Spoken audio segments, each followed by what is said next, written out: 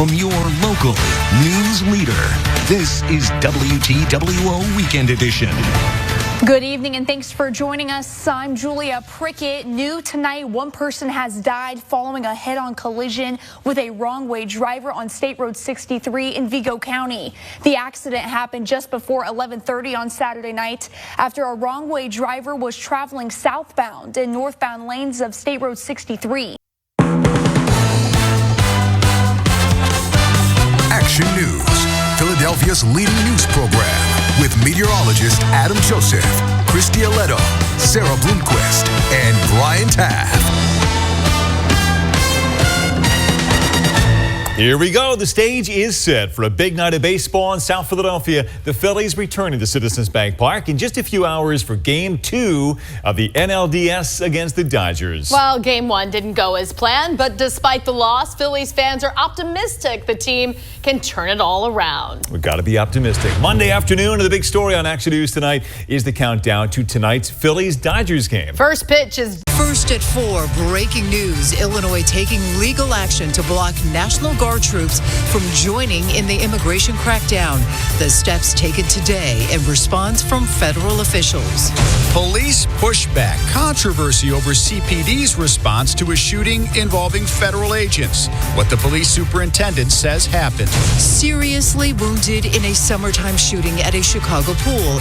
A teenager takes an important step forward in his recovery. And can the Cubs bounce back? We're live in Milwaukee ahead of Game 2 of the NLDS. Live from Chicago, this is breaking news from ABC 7 Eyewitness News.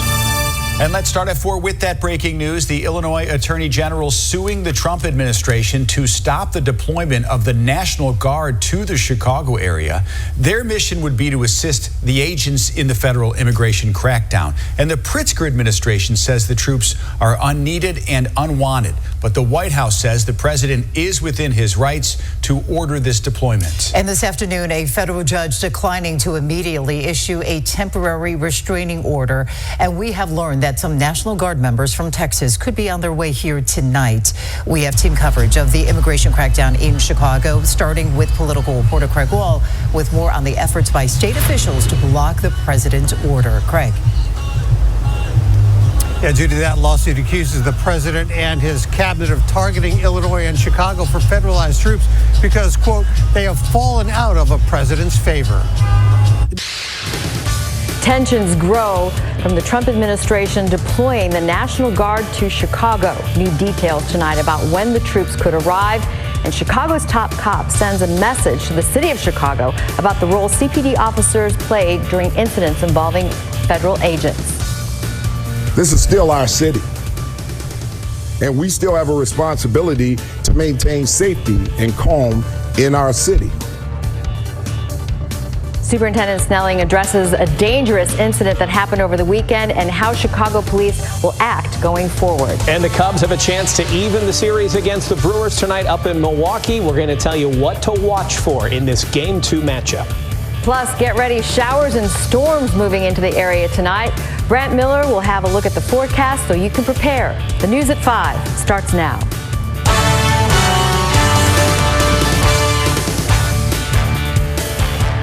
Good evening. Thanks for joining us here. I'm Alex Maragos in for Stephen Holt. And I'm Allison Rosati. First here at 5 o'clock, here's what we know right now about National Guard troops being deployed to Illinois. Today, Governor J.B. Pritzker said President Trump federalized 300 Illinois National Guard troops, along with National Guard members from Texas, and ordered them to activate for duty here in Illinois.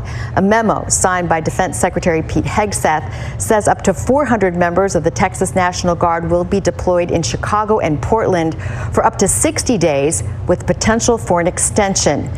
This is CBS News Chicago. Now at 6 o'clock, fighting back against President Trump's order to send the National Guard to Chicago. It's probably worse than almost any city in the world. Donald Trump is using our service members as political props. With National Guard members already on their way here, the governor heads to court to stop them. A crackdown from the village of Broadview. New rules outside the ICE facility to control scenes like this. We're tracking a cold front working across the area this evening, bringing us waves of rain tonight. Look at this, widespread rain for the morning commute.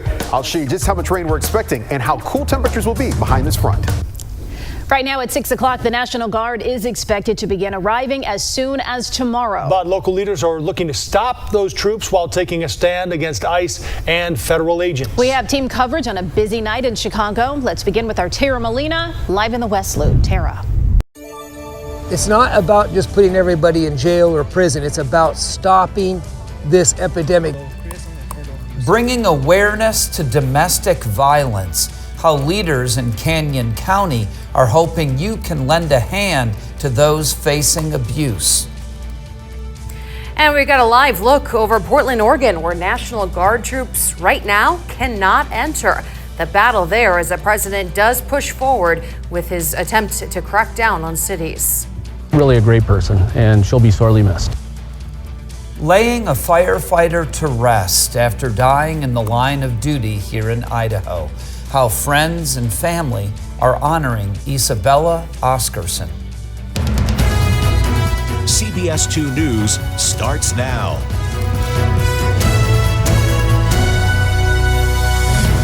October is Domestic Violence Awareness Month, and local leaders, like those in Canyon County, are doing what they can to get the word out.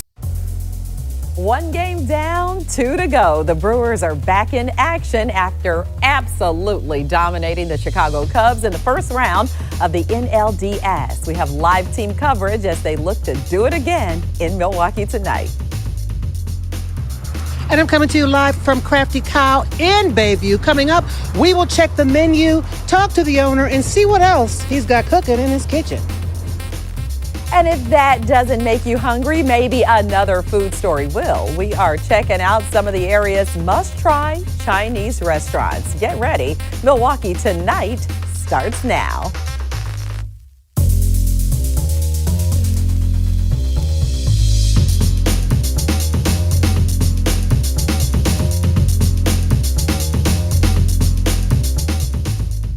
Taking a live look over American Family Field, fans are filing into the ballpark for Game 2 of the NLDS. First pitch coming up a little after 8 o'clock tonight.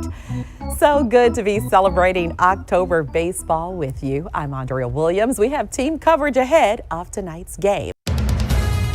Good Evening Columbus on ABC6 starts now. All right, after another beautiful and sunny weekend, the clouds are rolling on in and the rain is not far behind. Thanks for joining us tonight. I'm Rodney Dunnigan, Chief Meteorologist Marshall McPeak, of course, on top of all of it, and we do need that rain. We really do. Now, from Wish TV, your local news source, this is All Indiana Politics. Good Sunday morning. Welcome to another edition of All Indiana Politics. I'm Phil Sanchez. Well, once again, a congressional disagreement over spending priorities has led to a federal government shutdown. So here's a look at the key programs that affect Hoosiers. Medicare, Medicaid, and Social Security benefits are not affected. That's because they're mandatory programs.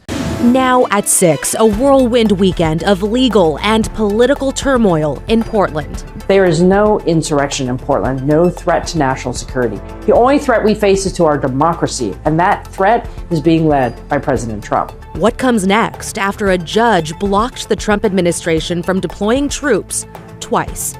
Plus, when people show up with an intention to, spice things up, it definitely happens. While most protests near the ICE building remain largely peaceful, some new clashes are now raising concerns about the role of outsiders. Also, Portland challenges a new DOJ investigation, accusing federal agents of using excessive force and targeting peaceful protesters. And later, as soon as you hit buy, a robot grabs the right pot to get it to the associate right away. Millions of square feet and 30 miles of conveyors as we take you inside the largest fulfillment center in the Northwest.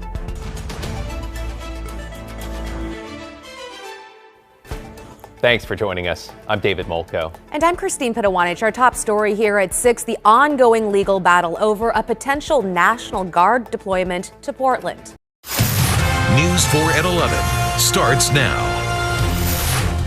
Tomorrow marks 1 week since the government shutdown, and by Friday, if no deal has been made, federal workers who've been furloughed will begin to miss their paychecks. A vote on the House floor passed a House-passed Republican funding bill failed again in the Senate tonight. The Senate also voted down a Democratic alternative to the House stopgap funding bill. Thanks for joining us tonight for News 4 at 11. I'm Sean Yancey. And I'm Jim Adley. The government shutdown continues to impact life in D.C., and it could shake up an annual race that brings tens of thousands of runners to Washington streets. Organizers will soon decide if the annual Army 10-miler race will go on as planned. Watch Good Day. Weekdays 4:30 to 10. Followed by me, The Sherry Show on Fox 7 Austin. Now, where are the breakfast tacos? Zach promised. Right here. Zach, oops, I did not get the memo on this. Sorry. Zach, I'm starving.